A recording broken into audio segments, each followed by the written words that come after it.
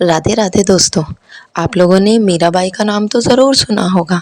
चलिए आज हम आपको बताते हैं कि कैसे समा गई थी मीराबाई श्री कृष्ण की मूर्ति में। मीराबाई का जन्म मारवाड़ के कुड़की नाम के गांव में सन 1498 में एक राजा परिवार में हुआ था। उनके पिता का नाम रतन सिंह राठौर था, जो मेड़ता के शासक थे। वह एक वीर योद्धा थे। मीराबाई अपने माता पिता की इकलौती संतान थी। उनके पिता रतन सिंह का अधिक समय युद्ध में ही व्यतीत होता था। जब मीराबाई छोटी थी तब उनकी माता का निधन हो गया था। उनका लालन पालन उनके दादा राव दूदाजी ने किया था, जो योद्धा होने के साथ साथ भगवान विष्णु के बड़े उपासक थे। एक दिन राजमहल के सामने से एक बारात निकली। मीरा तब छोटी थी। दूल्हा बहुत ही आकर्षक वस्त्र पहने हुए था। मीरा ने उसे देखा तो वो आकर्षित हो गई। मीरा का कहना था कि दादाजी मुझे भी एक ऐसा दूल्हा ला दीजिए, मैं उसके साथ खेलूंगी। मगर बालिका मीरा को दूल्हे के बारे में कुछ पता नहीं था। मीरा के दादाजी ने श्री कृष्ण की एक मूर्ति मीरा को देते हुए कहा, देखो यह तुम्हारा दूल्हा है, इसकी अच्छी देखभाल करना। अब मीरा को जो चाहिए था वह उसे मिल गया। मीरा ने प्रसन्न होकर उसे स्वीकार कर लिया। वह उस मूर्ति के साथ हमेशा खेलती रहती, उससे ऐसा व्यवहार करती मानो श्री कृष्ण ही उसके पति हों। मीराबाई के दादाजी साधु संतों का बहुत सम्मान करते थे। उनके महल में हमेशा साधु संत या कोई अतिथि आते रहते थे। एक बार रैदास नाम के एक सन्यासी महल में आए। रैदास संत रामानंद के शिष्यों में से प्रमुख थे। उनके पास श्री कृष्ण की एक सुंदर मूर्ति थी।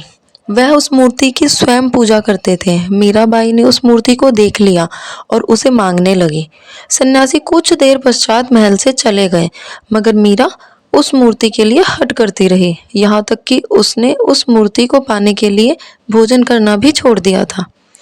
किंतु अगले दिन सुबह रैदास वापस राजमहल में लौट आए और उन्होंने श्री कृष्ण की मूर्ति मीरा को दे दी। रैदास ने कहा, पिछली रात श्री कृष्ण मेरे सपने में आए और कहने लगे, मेरी परम भक्त मेरे लिए रो रही है, जाओ उसे यह मूर्ति दे दो।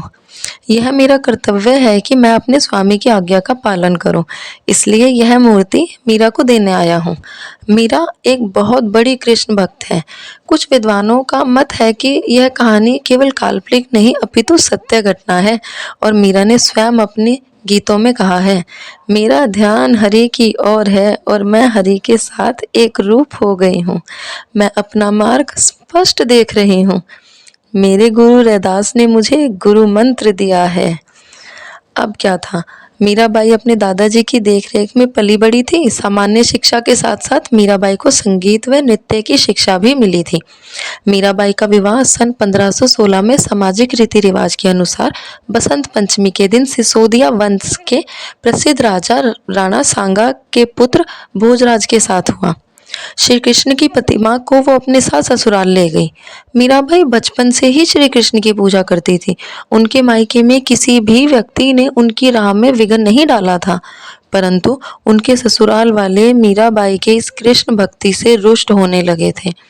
वे कृष्ण भक्ति के विरोधी हो गए, पर इसका मीरा पर कोई असर नहीं हुआ। मीराबाई के ससुराल में कई शूरवीर योद्धा हुए। भोजराज भी बहुत शूरवीर था। प्राचीन काल से ही उसके परिवार के लोग शक्ति की देवी दुर्गा, काली, चामुंडा की पूजा किया करते थे। मीरा बचपन से ही यह विश्वास करती थी कि गिरधर गोपाल ही उनके स्वामी हैं, किंतु फिर भी उन्होंने अपने दाम्पत्य जीवन में कभी कोई उपेक्षा नहीं होने दी। एक आदर्श पत्नी की तरह उन्होंने अपने पति को संपूर्ण स्नेह और प्रेम दिया। वह कृष्ण के प्रति पूर्ण रूप से समर्पित थी। वह उनके लिए मधुर कंठ से गाती नाचती थी। चित्तौड़ राजघराने की प्रतिष्ठा बहुत ऊंची थी। ऐसे परिवार के लिए यह कितनी अपमानजनक बात थी कि एक राजकुमार की पत्नी साधु संतों के साथ नाचती गाती है। इतना ही नहीं, माँ काली की पूजा करने ना करने से उन्होंने अपने ससुराल की परंपरा की अवहेलना कर उनका अपमान किया था। परंतु भोजराज मीराबाई से बहुत प्रेम करते थे, इसलिए उनके विरुद्ध कभी कुछ नहीं बोलते थे। आखिर में भोजराज ने केवल मीरा के लिए राजमहल के पास ही एक मंदिर बनवा दिया था। युद्ध में घायल होने के कारण 1521 में भोजराज की मृत्यु हो गई। मीरा तब मात्र 23 वर्ष की थी। पति की मृत्यु के बाद मीरा का देखभाल करने वाला कोई नहीं बचा था। इसके बाद कई लोगों ने उन्हें पागल की संज्ञा देकर अपमानित करना शुरू कर दिया। इसके कारण वह कृष्ण भक्ति में और ज्यादा लीन होती गई। पति की मृत्यु के बाद मीरा पर उसके परिवारजनों के सती होने के लिए बहुत दबाव डाला, लेकिन वे इसके लिए सहमत नहीं हुई। राणा सांगा की मृत्यु के बाद उनके देवर विक्रमजीत महाराणा बने तो वह मीरा को और अधिक कष्ट देने लगे। एक बार विक्रमाजीत ने अपनी बहन उदाबाई की सलाह पर मीरा के पास विष से भरा हुआ प्याला भिजवाया। मीरा उसे प्रभु का प्रसाद समझकर पी गई, मगर उस विष का मीरा पर कोई असर नहीं हुआ। फिर राणा ने मीरा के पास एक भयंकर विषधर सांप सुंदर फूलों की टोकरी में भेजा, लेकिन क्या होना था, वो सांप भी एक सुंदर फूल माला में बदल गया। एक बार मीराबाई पर तलवार से प्रहार किया गया, लेकिन उस पर भी उनका कोई प्रभाव नहीं हुआ। राणा ने मीरा के लिए नुकीले कीलों की शैया बनवाई, परंतु वह कीले शरीर में चुभने के बजाय फूल बन गई। उसके ससुराल के लोग अब खुलकर कई प्रकार के प्रताड़ित करने लगे। उस पर आरोप लगने लगे कि मीरा ने कुल की मर्यादा को धूल में मिला दिया। किंतु मीराबाई समाज में महान संत और कलयुगी राधा के नाम से जानी जाने लगी। समाज के लोग कहते थे कि उन्हें देखना और चरण स्पर्श करना बड़े सौभाग्य की बात है। वे उसे ईश्वर स्वरूप मानने लगे थे। राणा ने कभी मीराबाई को प्रत्यक्ष रूप से मारने का साहस नहीं किया। उसे भय था कि स्त्री को मारने से पाप लगता है। जब मीराबाई को मारने में राणा असफल रहे, तब वे मीरा को अपशब्द कहने लगे और कहा, यह नीच महिला स्वयं डूबकर मर क्यों नहीं जाती।